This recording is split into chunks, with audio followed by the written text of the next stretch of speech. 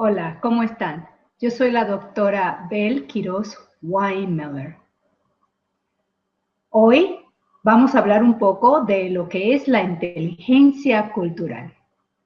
La inteligencia cultural es tener una capacidad para funcionar con eficacia en cualquier cultura, ya sea nacional, étnica y organizativa. Así lo define David Livermore.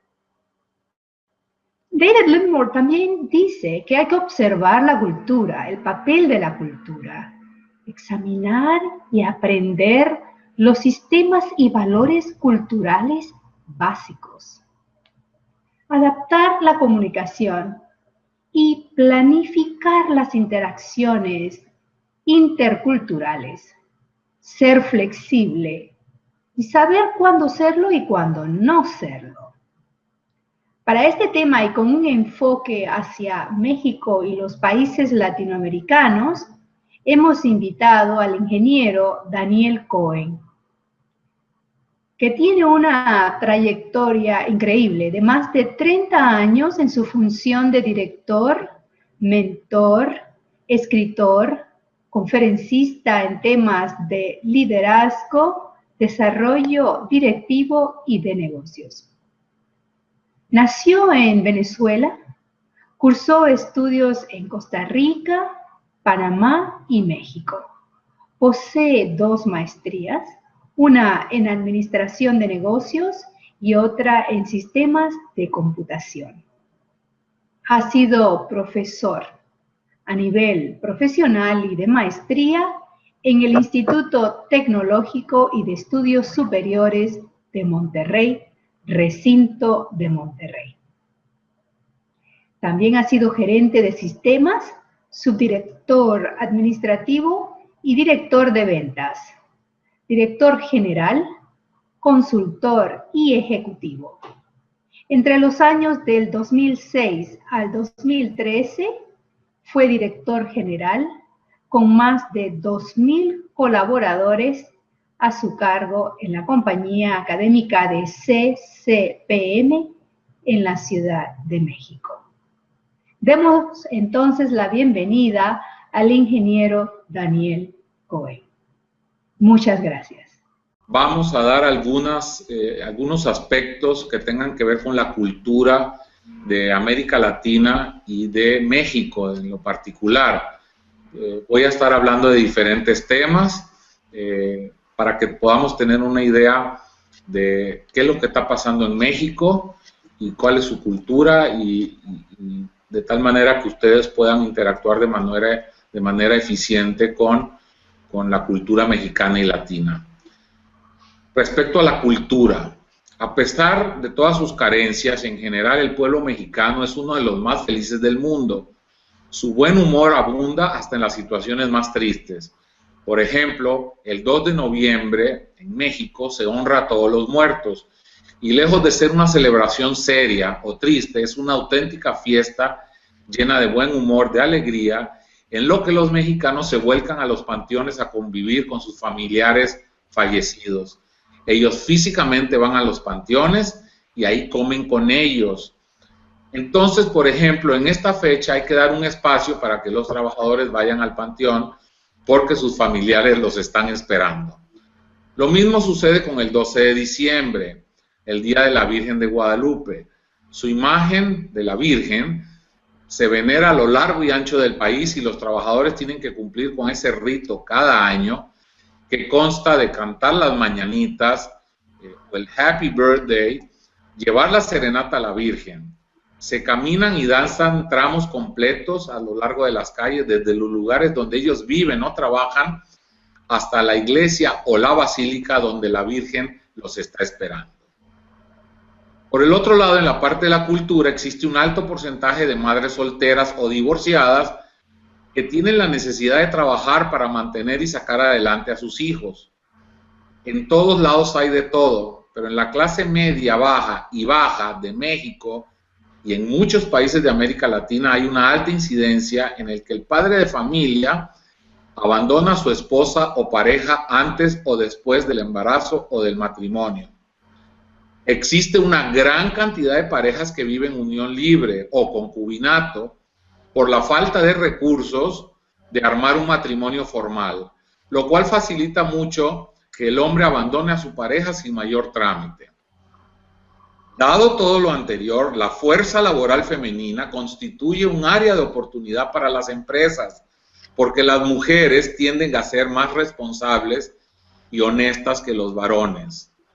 La cultura está orientada en gran parte al matriarcado, porque la mujer que es abandonada por su pareja tiene que tomar el control tanto de la economía del hogar como la educación de los hijos. Entonces ella juega un doble rol. Es por eso que el Día de la Madre es otra de las fiestas o días casi sagrados, porque reconoce cada 10 de mayo en México la titánica labor de la madre. En contraste, la celebración del Día del Padre reviste de mucha menor importancia. Esos son algunos aspectos que tienen que ver con la cultura. Feminidad. Vamos a hablar de algunos aspectos del avance de la mujer en los espacios dentro del país. Ha habido grandes avances en lo que respecta a los derechos de la mujer. Se han promulgado leyes en los últimos años en donde, por ejemplo, por ley la mujer debe de ocupar en México al menos el 50% de los puestos públicos o de elección popular.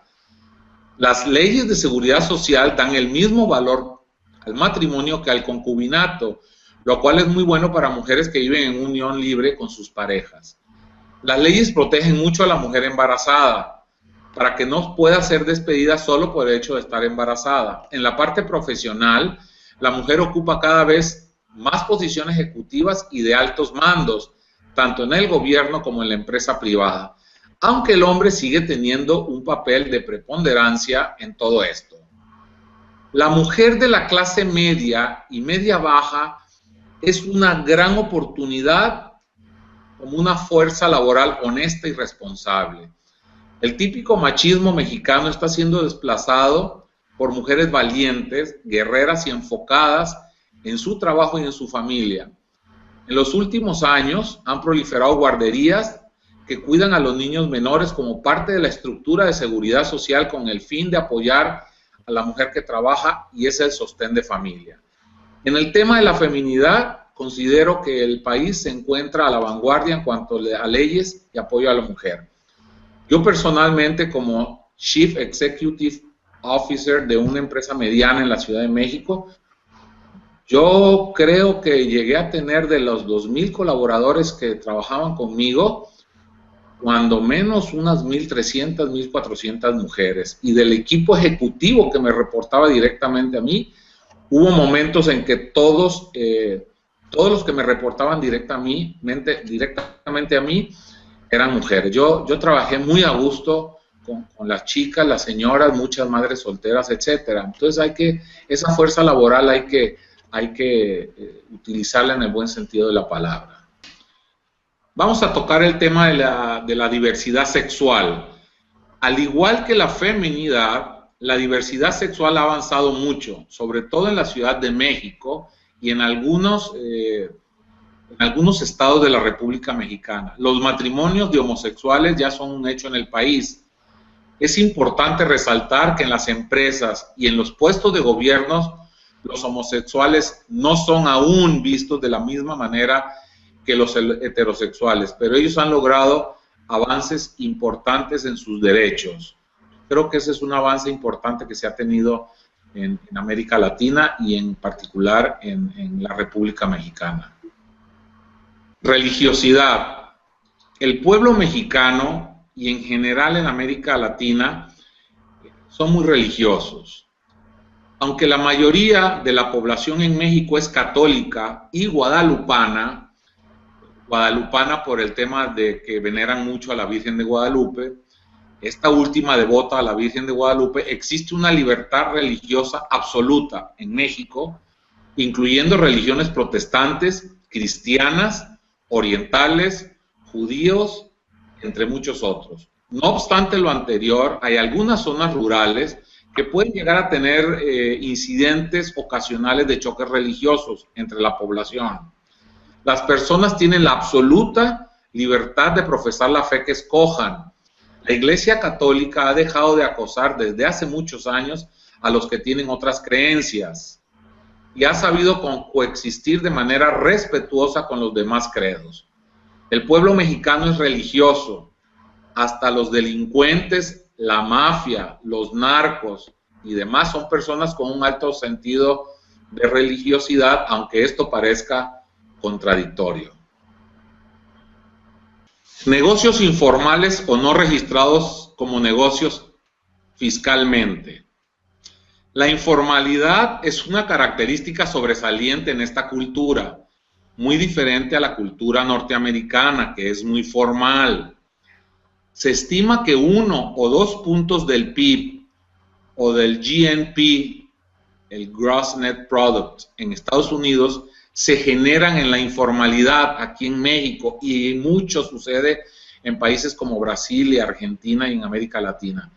Con esto quiero decir que si toda la economía informal se volviera formal, se reflejaría en el PIB o en el Producto Interno Bruto en 1 o 2 puntos adicionales. Actualmente el PIB en México está creciendo un 2-3%, porque no está contabilizado dentro de esa métrica la economía informal. Si se contabilizara, posiblemente se reflejaría en 1 o 2 puntos adicionales. La informalidad quiere decir que una gran cantidad de empleos operan y trabajan sin estar dados de alta formalmente, ni en el Seguro Social, ni fiscalmente. Ellos viven en el mundo del dinero en efectivo. A ellos se les pagan sus salarios en efectivo y ellos a su vez adquieren sus bienes y servicios en efectivo. La unión libre de parejas es una de las formas de informalidad en la estructura familiar. Entonces, en México y en América Latina es muy común que alguien te ofrezca un trabajo y que te pague en efectivo, y a ti te paguen en efectivo. El dinero no lo depositas al banco, porque pues, si lo depositas en el banco, pues ya te crea un ingreso fiscal. Entonces, bueno, pues el mundo del efectivo es parte de la economía informal y es una parte muy importante de la economía del país. Vamos a hablar un poquito de la honestidad y corrupción. En todos los países hay corrupción, en todos los países hay deshonestidad. Yo creo que es parte de la naturaleza del ser humano.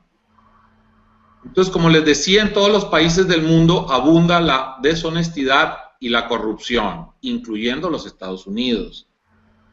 Pero les puedo asegurar que la deshonestidad y la corrupción es por mucho el principal problema del país, y no solo en México.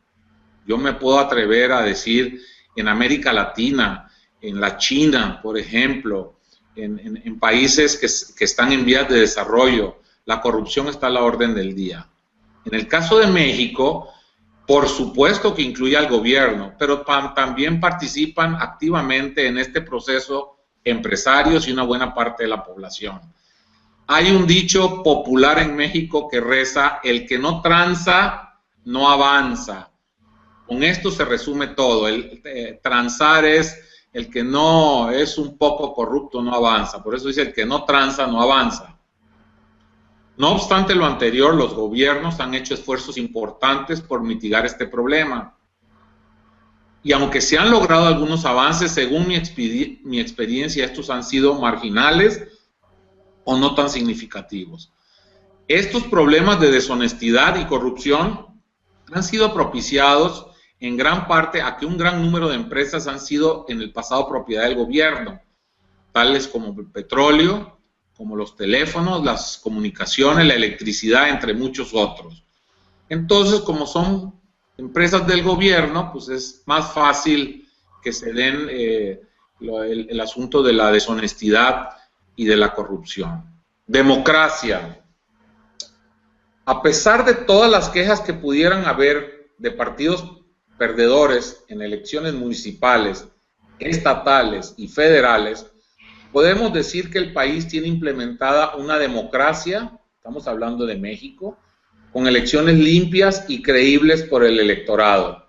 En términos generales y de manera subjetiva, yo en lo personal considero que la democracia se encuentra a niveles por arriba del 70% de credibilidad, lo cual es muy bueno para un país que vivió 70 años, hasta el año 2000, con un solo partido en el poder, el PRI. El PRI es el partido que ha gobernado el país en los últimos 70 años. PRI significa Partido Revolucionario Institucional. Este partido, el PRI, ha tenido la habilidad de transformarse en el sentido de que antes operaba en ambientes de dictadura partidista y ahora opera en ambientes de democracia partidista, alternando con otros dos partidos fuertes, el PRD, que significa Partido de la Revolución Democrática, de izquierda moderada, y el PAN, que significa Partido Acción Nacional, de derecha moderada.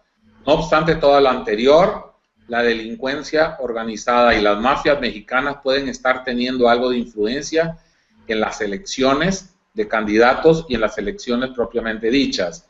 Por eso yo le pongo un 70%. Sobre todo en las zonas rurales, la mafia puede financiar, eso está pasando.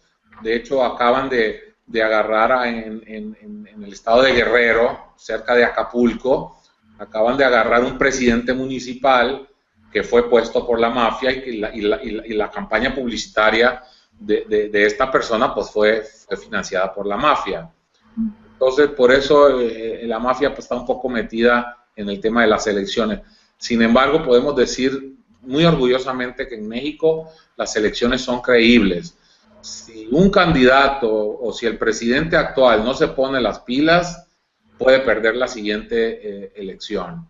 Entonces, México es un país tripartidista. Estados Unidos es bipartidista. En Estados Unidos están los demócratas y los republicanos, que cada 4, 8 o 12 años alternan el poder. Aquí ya empezó la alternancia en el poder del PRI, de 70 años del PRI, pasamos a 12 años con el PAN y ahorita regresó el PRI al poder.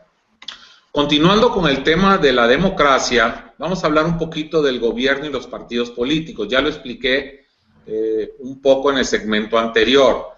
Durante muchos años, cerca de 70, tal como se los mencionaba, el partido PRI, que es de corte centro, no es ni de izquierda ni de derecha, gobernó el país. Del año 2000 al año 2012, hablando de México, el país fue manejado por el PAN, Partido Acción Nacional, el cual se considera de derecha, es de derecha. Este partido, y debido a sus propios resultados, perdió las elecciones en el 2012 y el PRI regresó al poder federal. Los tres partidos relevantes son el PRI, tal como se los comentaba, que tiene cerca de un 40% de las preferencias electorales, el PAN puede andar alrededor de un 30%, y el PRD, tal como se los dije, de izquierda moderada, con un 20%. El resto son personas apartidistas que no militan en ningún partido o bien votan por otros partidos menores. Entonces, tal como se los comenté, nada más quiero enfatizar que México tiene un sistema tripartidista donde tenemos el PRD de izquierda, el PRI de centro y el PAN de derecha. En Estados Unidos, pues es un esquema bipartidista, aunque hay muchos partidos políticos en Estados Unidos, pero realmente los que alternan en el poder, cuando menos federal, es el republicano y el demócrata. Quizás el republicano es de centro derecha, es más de derecha, y el demócrata es un poquito más de corte social. Muy bien, ese sería el tema con gobierno y partidos políticos. Muy bien, vamos a hablar de las reformas. Ese es el tema que está de moda en México y en varios países de América Latina. Aquí en México se llama reformas. Después de 12 años de alternancia en el poder, el actual gobierno ha logrado el diseño y la aprobación en los congresos federales y estatales las famosas reformas estructurales en el marco del Pacto por México, las cuales están enfocadas a modernizar el marco jurídico y de negocios. Se han aprobado reformas educativas, laborales, la hacendaria o fiscal, la reforma política, la reforma financiera, la reforma en telecomunicaciones y la más importante, la energética. Estas reformas lo que quieren hacer es, por ejemplo, en México hay una sola gasolina, hay una sola marca de gasolina. Es un monopolio. Lo que se trata de hacer con estas reformas es quitar los monopolios. Por ejemplo, en México hay una sola marca de gasolina, que es la marca Pemex. No es como en Estados Unidos, que hay unas 5, qué sé yo. Entonces, estas reformas lo que pretenden es modernizar el esquema económico, social, político, financiero y demás dentro del país.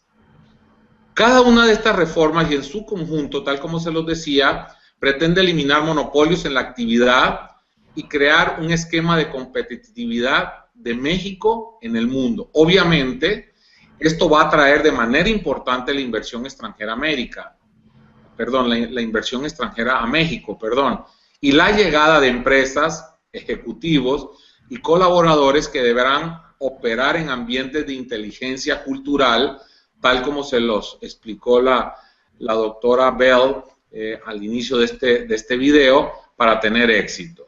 Entonces, creo que es un acierto estar preparando a nuestros futuros ejecutivos en el tema de la inteligencia cultural, para que cuando esas personas vengan a estos países, el choque cultural no sea tan fuerte y puedan ser exitosos en su labor en estos países. Estas reformas son el orgullo del actual presidente de la República, Enrique Peña Nieto, y del partido en el poder, ya que en los últimos 18 años el país ha estado atrapado en un tripartidismo intolerante. Y eso también pasa en Estados Unidos. Muchas veces el presidente Obama quiere meter tal o cual ley y el Congreso se lo para. Bueno, aquí eso ha sucedido en los últimos 18 años, donde el presidente quiere introducir leyes o reforma y el Congreso, como no tiene mayoría en el Congreso, y aquí se agrava porque son 3 partidos que comparten el Congreso, es más difícil o fue más difícil la aprobación de estas reformas o de estos cambios estructurales. Esto paralizó la aprobación de leyes en el país.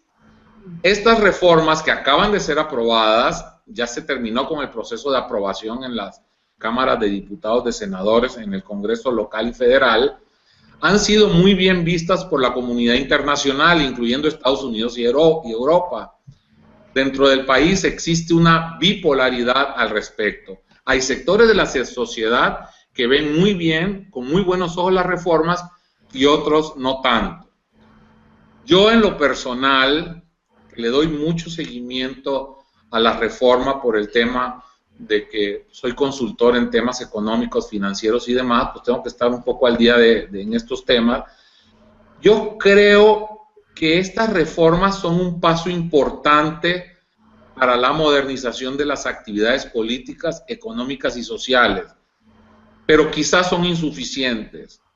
Como todo, hay que empezar con algo, y yo en lo personal estoy convencido que ha sido un gran paso para el país.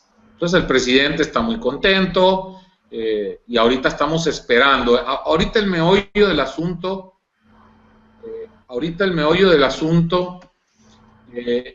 es que estas reformas se reflejen en un mayor crecimiento económico. Al igual que los Estados Unidos, México está creciendo por debajo del 3% de lo que los países deben de crecer. Entonces la idea que tenemos, bueno, Estados Unidos viene de un periodo de estancamiento económico muy fuerte que evidentemente tiene su efecto, un efecto importantísimo en México, en América Latina y en todo el mundo, porque además de China, pues los Estados Unidos es el motor de las economías emergentes. Entonces, lo que estamos esperando que suceda en México, que no sucede todavía, y dicen que esto va a tardar unos cuantos años, es que estas reformas estructurales se reflejen en el crecimiento económico del país. Ese es el tema de las reformas en México. Muy bien, vamos a continuar un poquito con el aspecto de la idiosincrasia del mexicano, tal como se los decía en el tema del sentido del humor.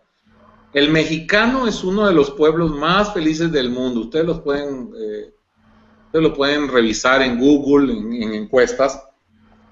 En México la gente vive feliz, con poco dinero, con muchos problemas, mucha corrupción, pero aquí somos muy felices. El mexicano se divierte de todos, hasta de los asuntos más serios como la muerte o en situaciones trágicas.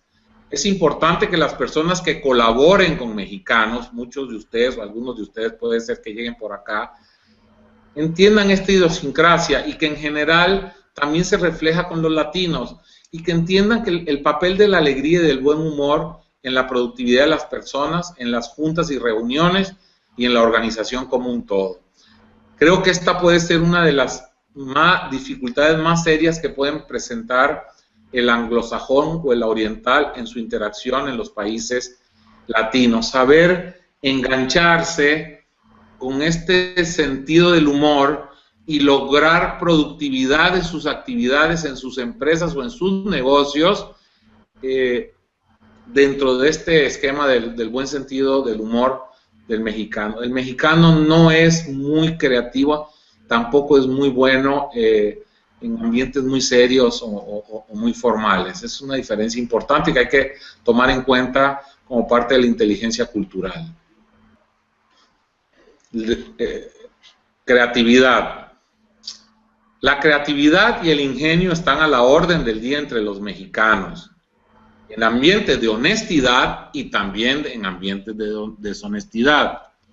Para la solución de cualquier problema, el colaborador mexicano y una buena parte del latino, pero lo he visto más en el mexicano, aplica su ingenio para resolver un problema, de manera honesta o deshonesta, con el fin último de resolver.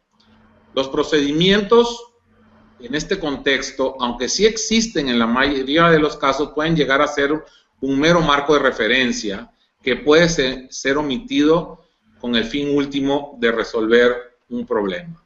O sea, el mexicano va a usar la creatividad y te va a resolver el problema. A veces puede brincar un poquito la línea de la honestidad o la línea de los procedimientos. Su objetivo último es resolver. Flexibilidad de la cultura latina. La palabra flexibilidad va de la mano con la creatividad. La creatividad se dispara en ambientes de flexibilidad. Por ejemplo, los horarios de llegada a eventos o juntas, al igual que los procedimientos, son meramente un marco de referencia del deber ser. Debido a lo anterior, el ejecutivo o colaborador que llega de otros países debe aprender a moverse en este ambiente, sin ceder a los requerimientos básicos que no son negociables. O sea, hay cosas que no son negociables, hay cosas que se tienen que hacer y la persona que llega de Estados Unidos no va a negociar eso. Pero es importante entender que no todo es negociable. Aquí es donde debe entrar la flexibilidad del extranjero para saber en qué aspectos puede o no ceder. Diferenciar entre los asuntos medulares de los accesorios. Esto es muy importante en el tema de la flexibilidad. Tampoco yo recomiendo que las personas que lleguen sean demasiado flexibles porque pues, es un cuento de no acabar la flexibilidad. Pero sí tiene que ser un poquito menos rígido el asunto de las decisiones que se tomen, los procedimientos y demás. Muy bien, vamos a hablar un poquito algo que tiene que ver con la corrupción y la deshonestidad. El tema del mundo de las relaciones y el tráfico de influencias. Como en muchos países del mundo, las relaciones entre las personas abren un mundo de oportunidades. Esto tiene una mayor relevancia en la cultura mexicana y latina. El contar con un amigo, compadre o familiar en un puesto de gobierno o de empresa abre muchas oportunidades para su contraparte de amigos o familiares. Estos son valores entendidos en los que el mundo de los favores forman parte importante del diario vivir del mexicano. La frase hoy por mí y mañana por ti se encuentra desde los estratos más bajos de la sociedad hasta los niveles más altos de gobierno y empresa. El hacer favores a amigos y conocidos en ocasiones toca la línea delgada que divide lo correcto de lo incorrecto, entre lo honesto y lo deshonesto. Esta línea delgada muchas veces no está bien trazada y la cultura te permite transitar en los bordes de esa línea con relativa facilidad. Eso también es un aspecto diferente a culturas de otros países, en el mundo de relaciones y el tráfico de influencias. Delincuencia organizada. Las mafias mexicanas son de clase mundial. Han logrado posesionarse dentro y fuera del país.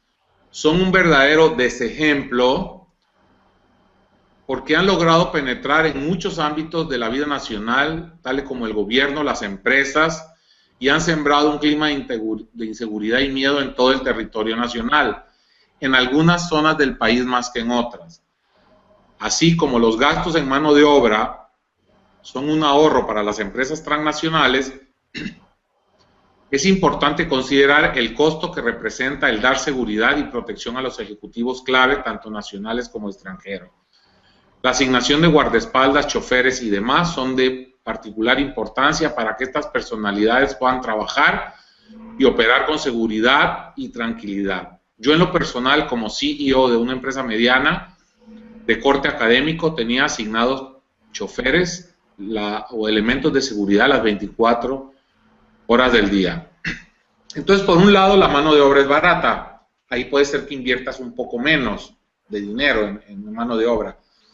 Pero por otro lado, quizás tenga que invertir un poquito más en el tema de la seguridad de los ejecutivos, de las instalaciones y demás. Eso es algo importante que hay que considerar en México, en Brasil, en Argentina y en muchos países de América Latina. Sindicatos. Aunque en los últimos años los sindicatos en México han perdido un poco de fuerza en el mundo de los negocios, todavía tienen una importancia que no debe ser menospreciada por el empresario. En muchos casos de sindicatos de gobierno y también en menor escala de empresas, el sindicato mueve sus influencias para contratar, para promover o para colocar personas útiles a los intereses sindicales en puestos claves o no tan claves. El enriquecimiento inexplicable de muchos líderes sindicales está a la orden del día y han sido repudiados por la sociedad. Estos sindicatos también cuidan mucho los intereses de empresas y en ocasiones no tanto del trabajador. Estos líderes sindicales carecen en muchas ocasiones de preparación académica y en ocasiones no les interesa tampoco el bienestar del trabajador. Este juego de los líderes sindicales, donde cuidan los intereses de la empresa respecto al del trabajador, es un caldo de cultivo que enriquece al propio líder, quien es visto con colección de autos de lujo, propiedades millonarias en el extranjero, colección de relojes de lujo, etc. Entonces, eso en los 70 años de gobierno del PRI tenía mucha fuerza. Ahorita con la alternancia en el poder, los sindicatos han disminuido un poco su influencia, pero siguen siendo importantes. Esto también sucedió en Estados Unidos. Muchas plantas armadoras de automóviles o fabricantes de automóviles en Detroit fueron tronadas por los sindicatos. Entonces, este tema de los sindicatos en México ha ido disminuyendo un poco en los últimos años. Universidades y educación formal, programas de posgrado. El nivel de educación de la población es muy bajo. En los colegios de gobierno y privados a niveles de primaria, secundaria, bachillerato, licenciatura y posgrados. En general, la población tiene fuertes problemas de falta de educación y el gobierno está haciendo esfuerzos importantes a través de la reforma educativa, de la cual hablamos hace un ratito. El año pasado, la principal líder o lideresa sindical de los maestros a nivel nacional al servicio del Estado fue encarcelada por enriquecimiento inexplicable y también por oponerse a la recién aprobada reforma educativa. No obstante lo anterior, la clase media, alta y alta sí tiene acceso a educación de clase mundial en todos los niveles. Los ejecutivos de empresas medianas y grandes, sobre todo las que operan en ambientes de globalización, y funcionarios de alto nivel en el gobierno han estudiado en muy buenas universidades de México y el extranjero. Por favor, no subestimen la capacidad y la competitividad de estos funcionarios y ejecutivos. Se pueden llevar una sorpresa. Los ejecutivos mexicanos preparados en universidades, en universidades americanas sucede un poquito como los chinos, los japoneses. A mí me tocó ir como una experiencia a la graduación de mi hijo en Dartmouth, en Top Business School, que es una de las mejores universidades. Él sacó su maestría en negocios y un alto porcentaje eran chinos, japoneses, de Indonesia, pocos americanos, y entonces la gente que tiene dinero o mucho cerebro sí tiene acceso a educación de primer mundo. Entonces no necesariamente a esos niveles la educación es precaria. Te puedes encontrar con sorpresas. Muy bien, vamos a tocar el último tema de los que he preparado para ustedes, mis queridos estudiantes. Es importante que esto lo analicen. Yo sugiero que ustedes se reúnan en grupos, en equipos, lo discutan. Inclusive estoy abierto para tener una sesión posterior de preguntas y respuestas con ustedes, que puedan tomar lo que les pueda servir de esta idiosincrasia, de esta cultura mexicana y latina, para que ustedes puedan ser exitosos en el momento en que tengan la oportunidad de irse a overseas a trabajar o a colaborar en algún proyecto. Vamos a terminar este tema con el tema de contratación de ejecutivos locales contra ejecutivos importados. Muchas organizaciones de clase mundial optan por la contratación de ejecutivos importados, o sea, que vengan de otros países. Pero el desconocimiento y el choque cultural hace sus estragos. Al final del día esto se traduce en costos y malas decisiones que se toman. Aunque en todo esto hay excepciones, considero que el ejecutivo mexicano tiene la suficiente preparación y la flexibilidad para operar en empresas u organizaciones tanto en México como en cualquier país del mundo. Claro, si cuenta con el perfil y con estudios de clase mundial dentro y fuera del país. Entonces mi recomendación es que antes de importar o traer un ejecutivo de otro país para alguna organización, yo les recomiendo que exploren de manera seria los candidatos locales que hay dentro del país para ocupar cualquier puesto. Como toda regla, habrá casos en los que se requiere importar ejecutivos de otras latitudes, también en ambientes de globalización. Muchas gracias, con esto terminamos la participación por este momento y quedo a sus órdenes para cualquier aclaración que se requiera. Muchas gracias. Thank you very much. Saludos. Muchísimas gracias por esta conferencia, ingeniero Cohen. Creo que los estudiantes estarán muy agradecidos de aprender todo lo que usted les ha mencionado sobre la cultura y sobre la inteligencia cultural. Muchísimas gracias.